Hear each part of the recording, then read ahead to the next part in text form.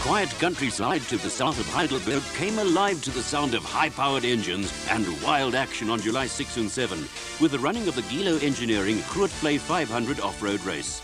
The event, against the backdrop of the Grootvlei power station, was the fourth round of the South African Off-Road Championships and brought together all the big guns in both the four-wheel and motorcycle categories.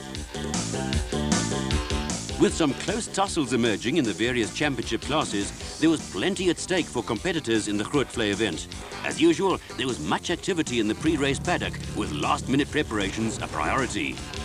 Former bike star Hilton Beattie was cast in a new role on four wheels, with top driver Klaus Degener teamed up with new navigator Jeff Bell in the Duckham's Chenoweth.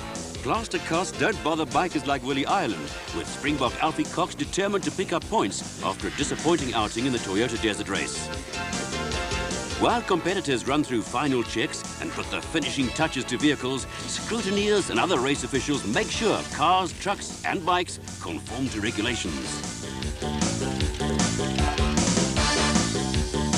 Off-road events provide for an impressive array of expensive machinery, with drivers, navigators and riders, including some household names in South African motorsport.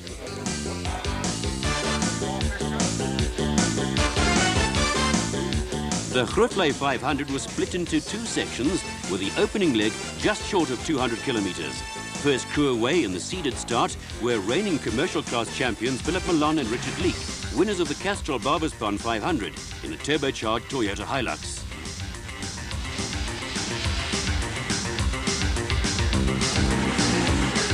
Next away was veteran off-road racer Harry Roscoe, giving his new American-built race car its first outing in South Africa.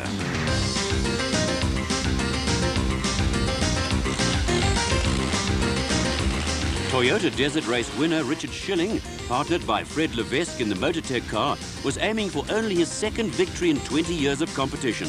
For former South African champions Avi Reiniger and Lucas Dreyer, it was a different story, with the Nissan Safari pair out to end a string of second-place finishes.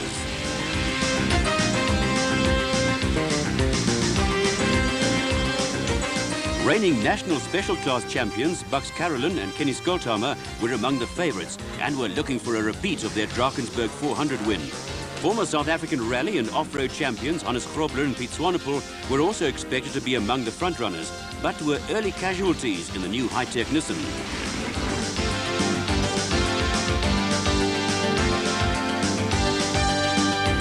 Philip Milan and Richard Leek were also early casualties. Their race came to a spectacular end, with the Toyota cartwheeling through the air after hitting the donga at high speed.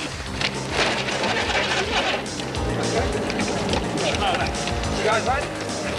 You got your head? No. Okay. We'll never manage. Okay. Okay. Right, okay. Okay. Right, just over. Backwards over.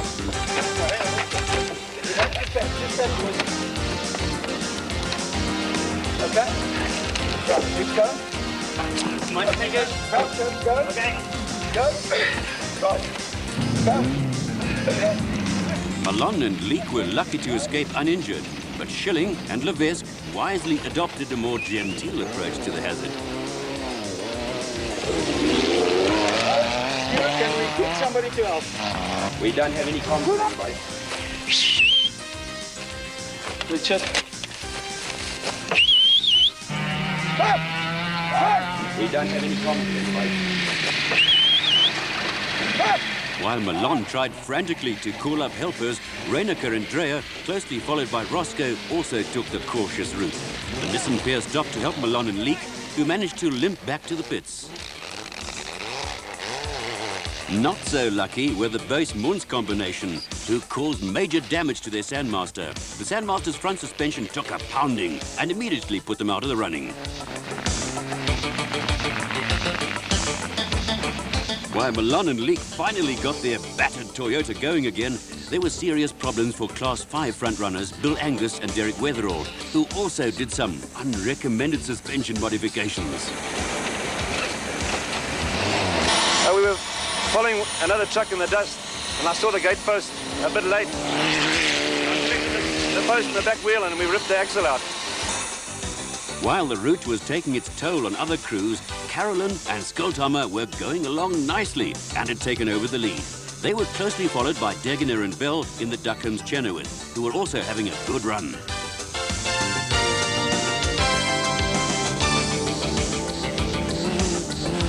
The highly experienced Renaker-Dreyer combination, after stopping to help Milan and Leek, were also quickly again into their stride. One of the battles of the event was that between Richard Carolyn, elder brother of Bucks, who got himself involved in a tremendous tussle with Harry Roscoe. It was a fight that was to rage throughout the event. Former champions Wilfried Westlau and Dagmar Blankner in the Windhoek Lager VW Beetle had taken command of Class 2. Jack Spencer, another wily old veteran now competing in the single-seater class, was also a contender in Class 9 in his Duckham Sandmaster.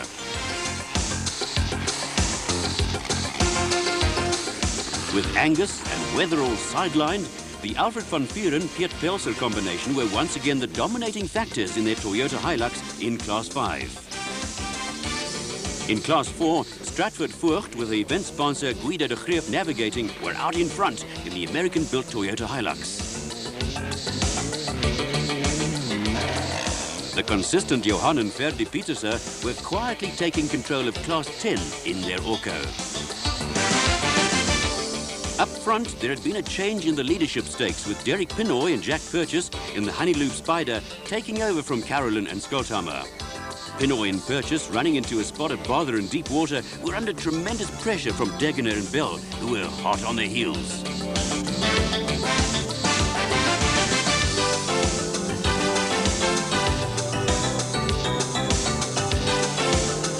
Carolyn and Skulthammer were pushing hard to make up for lost ground, and, like Degener and Bell, opted for a drier way around the water hazard.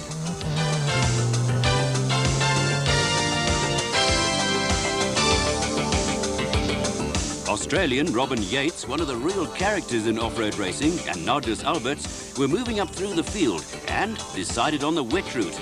With mud and water spewing from the back wheels, the possibility existed of some lively debate between driver and navigator over their choice of route.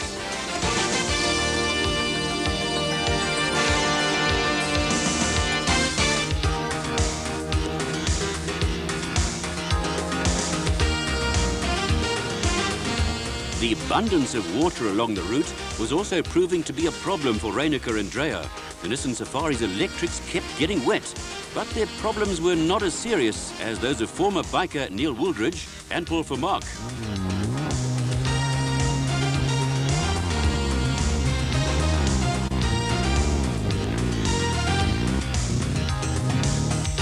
Little sympathy for Woolridge and Vermaak from onlookers from the media, while Reinaker and Dreyer were going through another frustrating delay as their electrics dried out. A little additional horsepower was eventually needed to extricate Woolridge and Vermaak from the water and the mud.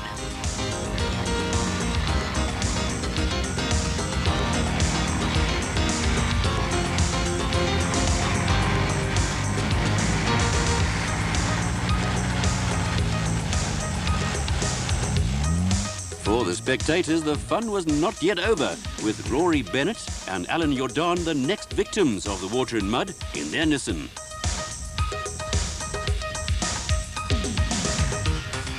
One advantage about having a navigator along on off-road events is that the driver doesn't get his feet wet. When you get stuck in the mud and need to lock the hubs for four-wheel drive power, all you do is get the navigator to do the dirty work.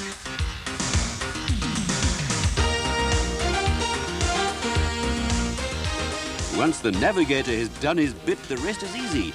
You simply drive slowly out of the mud and get ready to complain about people with muddy feet who mess up the inside of your vehicle. Along the way, you also carry on a short conversation with people who are enjoying your discomfort.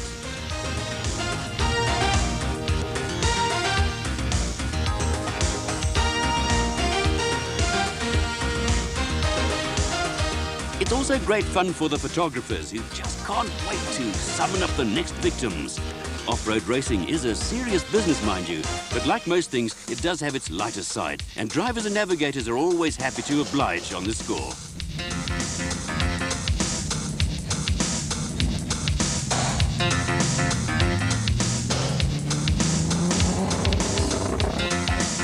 There was plenty of serious racing in the motorcycle category, with Dirk Strydom a surprise leader on his Kawasaki. Not far behind Strydom, who it was later discovered had missed a Marshall checkpoint, came Springbok Alfie Cox on the Driveline's Kawasaki.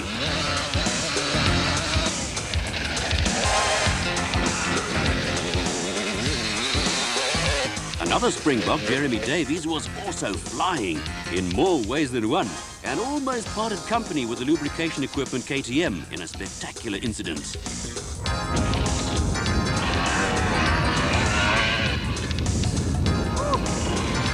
There are those who consider off-road bikers to be crazy, but there's little doubt that they are a tough breed, with Davies one of the toughest. The powerful Davies campaigned in Spain last weekend in the famous Baja race, where he teamed up with the Austrian Heinz Kindergartner. Former motocrosser Gary Peterson, brother of track racing stars Dave and Robbie Peterson, was also going well on the Truck Africa KTM. Some close battles inevitably developed throughout the field, making for some highly interesting racing. Willie Ireland, still recovering from serious injury, was also going well on the Super Tyres KTM and showed no signs of rustiness after his enforced layoff.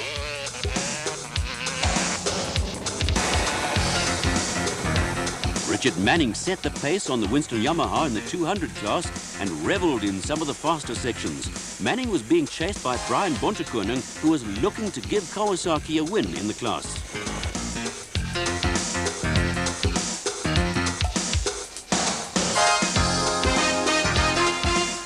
Back with the cars, there had been another change of leadership. Klaus Degener and Jeff Bell had moved to the head of the field and were going like a train. Behind them, a tremendous tussle had developed between Bucks Carolyn and Kenny Skolthammer, who were having an all-out race with Derek Pinoy and Jack Purchase.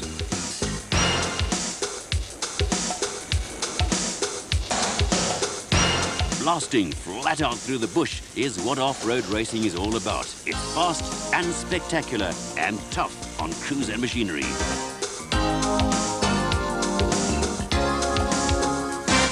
At the head of the field, Degener and Bell delayed to check they were on the right route. It was a wise decision, with the likes of Carolyn, Pinoy and Yates all getting lost and dropping down the field at the end of the first section. Degener and Bell were first home, with Schilling and Levesque slotting into second spot.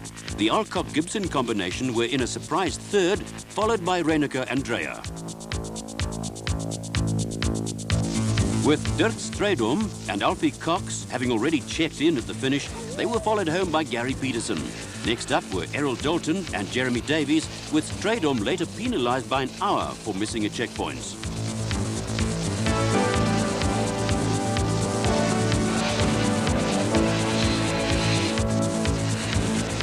All the big guns were in the top 10, with the scene set for a great battle over the second racing section.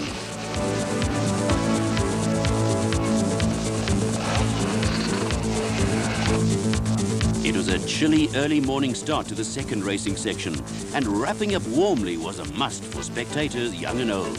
Klaus Degener and Jeff Bell led away the field with a route a lengthened version of the opening section.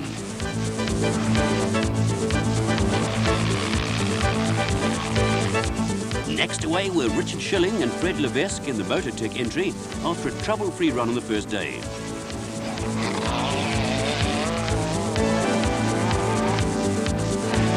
Consistency had also paid off for the Alcock-Gibson combination, but there was plenty of pressure to come from those behind them.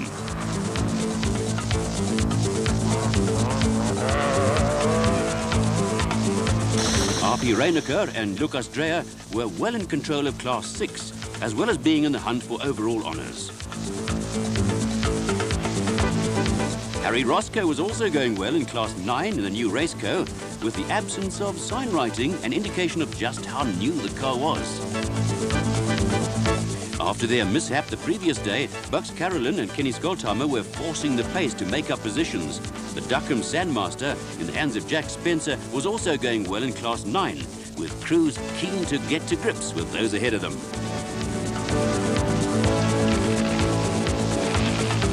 Richard Carolyn, in a car recently rebuilt after being involved in an accident, was also in the thick of Class 9 battle. Piet Pitter and Tony Salvage had control of matters in Class 3 with a steady performance. Progress was a little more difficult for Stratford Vogt and Guido de Greef in the high-tech Toyota, and this gradient got the better of them. Once again, it was time to call on a little additional horsepower. While Vogt and de Greef were waiting for a tow, Class 2 contenders Peter Fumfai and Martin Spencer went by under their own steam.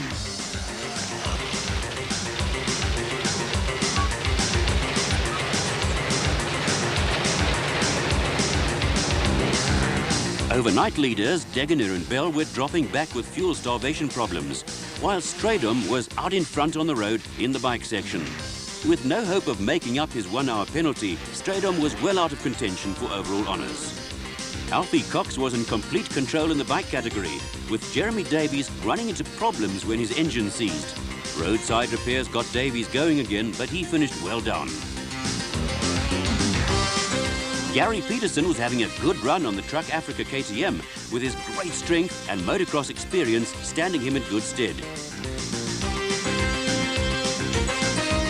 There was also a steady ride from the consistent Errol Dalton, who hardly put a foot wrong on the Bird Paradise Kawasaki. Despite his layoff through injury, Willie Ireland was holding out well under the strain, but was always under pressure from Winston Yamaha star Patrick Andrews.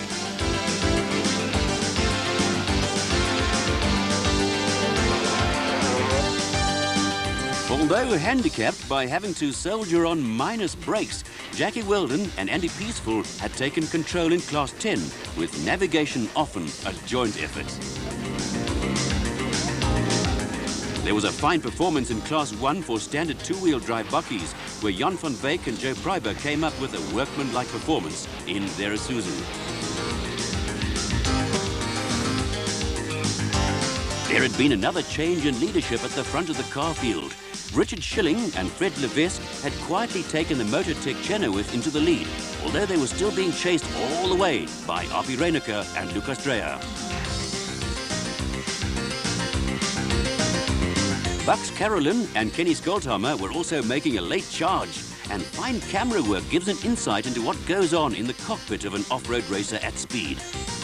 Behind Carolyn, a flying Derek Pinoy and Jack Purchase simply scythed their way through the field after dropping out of the top 20 on the first day.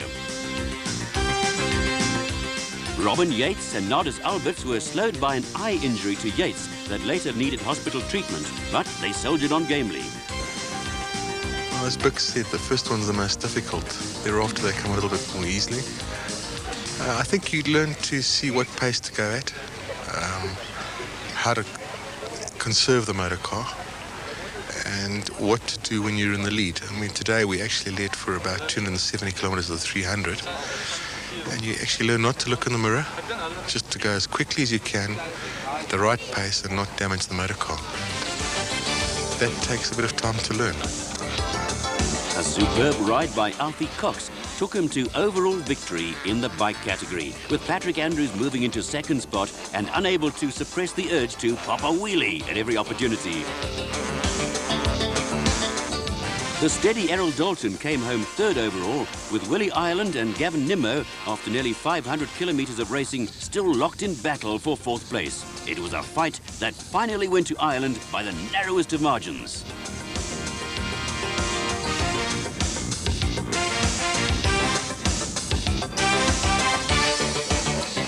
Richard Manning led home the 200 class after an impressive performance that saw him finish 6th overall. Manning was followed home by Hilton Hayward, Brian Bontekoning and Gary Peterson, with a sight of a cameraman making it imperative to produce the obligatory wheelie.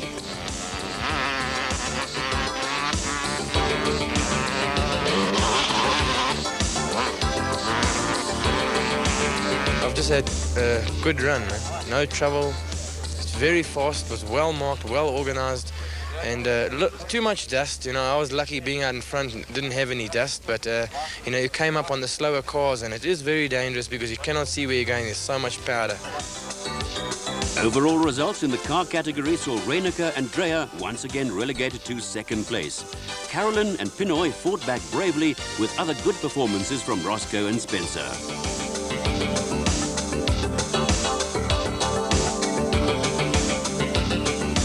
The top 10 in the bike category saw Kawasaki just edge out Yamaha and KTM in the fight for supremacy among the manufacturers. Cox, Manning and Dalton all took class victories.